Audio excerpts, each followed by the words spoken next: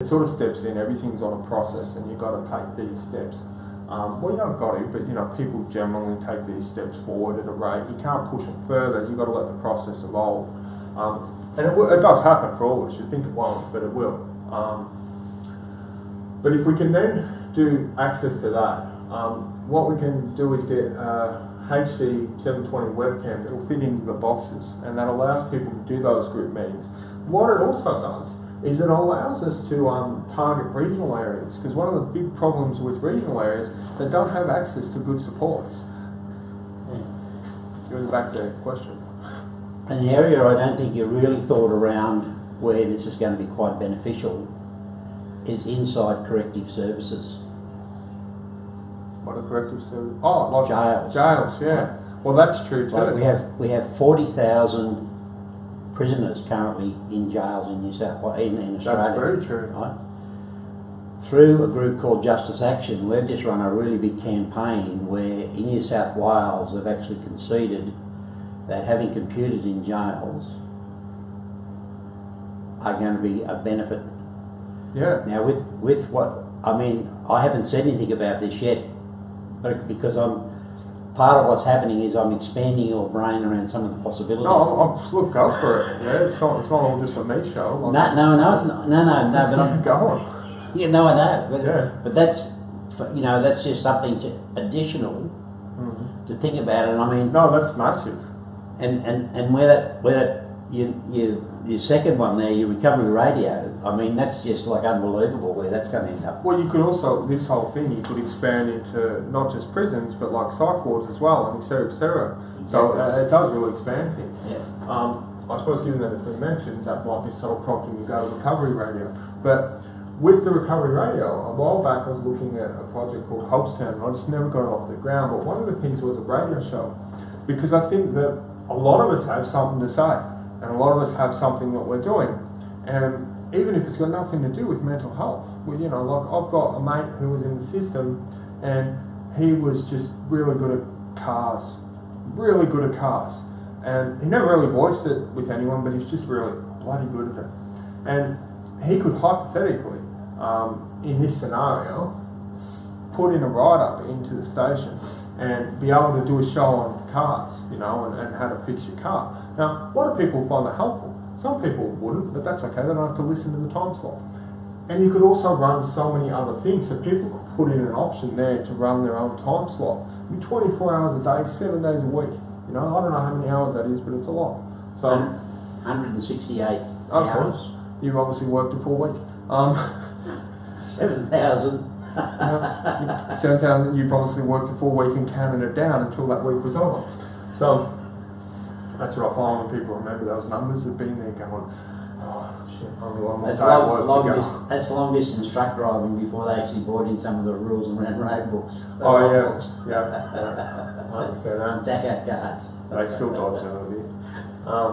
But yeah, so you've got a situation where people can set stuff up, and it gives people the option to do that, like it does. I mean, I have no doubt in my mind that you'll start seeing, like, we won't have to do anything on this, we'll just have to run the infrastructure. People will put in their applications. This thing will build its bloody self. You know, at the end of the day, you provide the platform you say it's about, where you're targeting, it will build itself because people have some stuff to say. And I think for a lot of us that have been in the system, they haven't had a voice, or that have gone through traumatic upbringings, whether you've gone through psychological, emotional abuse is a big one, all sorts of major traumas or different traumas. I shouldn't say major because every trauma is trauma basically, so I apologise about that. But with this sort of stuff, people have something to say, whether it's on recovery, whether it's on mental health, but there are a lot of people who have a lot to say on mental health. I'm not talking like your big speakers or anything like that. Like, fair enough, we go on stage and do all this blah blah blah, but there's people at home. Yeah, well, that's why we talk about each person is unique. Yeah, true. And when we actually start talking about the channels, I mean, part of what we're looking for is people's stories. Yeah, exactly. And because, you know, that will then give that, like that avenue there, and then some of the other channels, and we'll talk about this a little bit later around when we get to definitions, but not on this session, but later this afternoon. Well, that's it. And I mean, like, I was known for being on stage and doing all these talks and theories and stuff. But I did a lot of listening and talking to people, and it was amazing what I found from like your average sort of in the system consumer. Like, there was one guy I met, and he was talking to me about bipolar and how he managed that, and the way that he managed it was just amazing. Like, he'd worked all these ways out. He did use medication, but he had all these other coping strategies that he's worked out himself, and I was just like, shit, man, that's really good. So and everyone does have that sort of information, because we're all living it. I suppose that's why you use the term lived experience. And to share that experience with people and have an avenue for people to voice that is a big thing. And I think that not only does that help a lot of people, but it also gives people a voice. I remember like coming from an environment where I was locked in a ward and told all these things about myself, especially during my upbringing, then in the ward. And then I started writing articles. And when I wrote an article, I was shit scared to post it on Facebook. I was always shit scared to post my work because it was always very real and open. But I got a lot of acknowledgement. Those likes on Facebook, those people saying that's helpful, that was a big thing. And I think that for a lot of us who haven't had a voice, if you've got a platform to put some stuff out there and get that pat on the back, because we all need it. We all need that whole good job, because that extends, oh yeah, you know what, I did a good job, and go on. And I think that if you can provide a platform for people to do that and put something out there and have a voice, and you know, you're obviously going to have some people that are going to be pricks, or that are going to go, oh no, this isn't going to work, or you know, they're not going to like the subject. Maybe they'll just be nice and not say anything. But at the end of the day, you're going to get people that will, and the people that will are the ones that make it worth it. And you sit there and go, okay, I'm doing this, and I've got 50 listeners, I've got 100 listeners, they're really interested, and then from there, someone might expand. The average sort of consumer might expand and go, oh, I can actually add this to the show, and I can add this to the show, and get them thinking and expanding, because they're getting that positive reinforcement, and we all bloody need it. So there's that sort of thing there. What you can also do is run ads for the service, like in radio shows they have like advertising spots. We can run that. Now, if that's the situation, therefore we can put more those advertising revenue we can put back into expanding the whole project. So we're starting to set this up that it runs itself and it's funded itself, which is great.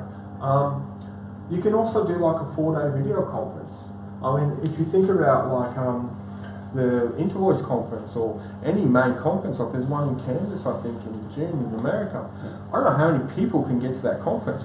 I mean, I've glossed over it. It looks like a really good conference, but I don't know how many people can get there due to funding, due to money, due to whatever.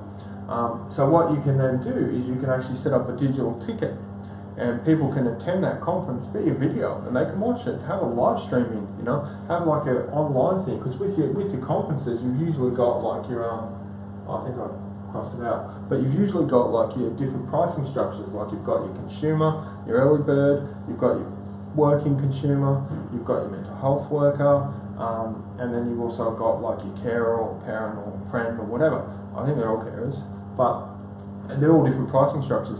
If you then had an online one as well, that would obviously be substantially less because you're not there, but at the end of the day, you could have access to all the things in the seminar. They could send you out a little thing on like what talks are doing what, and you could choose to tune in at those times. That's right. And therefore you have access to all these great speakers and some not so great, but you've got access to all of them to be able to see them, to work out which ones are great and not great yourself. I think that's also the interesting thing, that one of the things I wanted to run through also is that because everyone's at a different point in their journey, different things are going to work for different people, and you need to cater to that. I'm not exactly pro-medication, but I think it's an important part of the journey, and I think that it can be helpful for a lot of people. I'm very pro-ownership, pro-self-growth and all that sort of stuff, and I got here by a really long journey, and I think there are stages in that. But if I had met me 20 years ago, I would have beat the crap out of myself for saying the shit I say. And I think that that's got a lot to do with different perspectives, where different people are and what works for them. And you really need to provide an avenue where people can access whatever their framework is. I don't have any problem with people in different frameworks, but it's important to cater to those. Really back. We've done 25 minutes. Yep. So in the next 5 minutes, what are your key messages? Key messages? Yeah, about this recovery box concept. Point concept. Yeah. Like the points. Yeah, like if you're gonna summarise. If I was going to summarise. Yeah. I think that if we can put together this product that has an avenue to access people in all walks of mental health situations and provide some level of support no matter where they are, and no matter what they're doing, and then market that to organisations so that they can actually deliver content on it. Then you have the all-inclusive product. You have a situation where a consumer can log in, look at things, learn and grow and make those steps. So you're providing better access to better support in the privacy of someone's own home. And I think that that's a massive thing. It's a really massive thing to be able to provide that and have people choose through this whole feature-packed thing. And obviously people expand upon it too. There's room for expansion in regards to the app design, in regards to all that stuff. So I think that's probably... Thanks very much for that. That's right, you can summarise, summarisation, and add, addition, multiply. No, I'm really excited about the opportunities. I think this concept that we're calling Recovery Box is going to actually bring not only to Australia but to other parts of the world.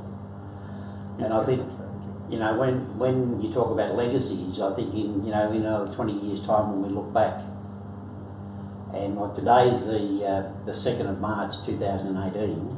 Yeah. And they say, what are you going to be doing in 5 years' time? Well, hopefully you and I can be on the Riviera, enjoying some of the benefits. Well, that's the other thing. Like, ideally set up so that this continues running. We walk away in 10 years, 5 years, whatever, and it just continues running. Yeah. I mean, that's what a good legacy is. A legacy is something that goes long after you're gone. And I think having a spot there for everyone and catering it so that everyone has a groove that they can grow into through the different stages, and just having that avenue there is a big thing, because you'll find that people step into different roles as they work through their recovery, and they feel confident to sort of put themselves out there or involve themselves more, and the project just keeps growing. I mean, we could get hit by a bus in 10 years and let's set it up to keep running. That's right.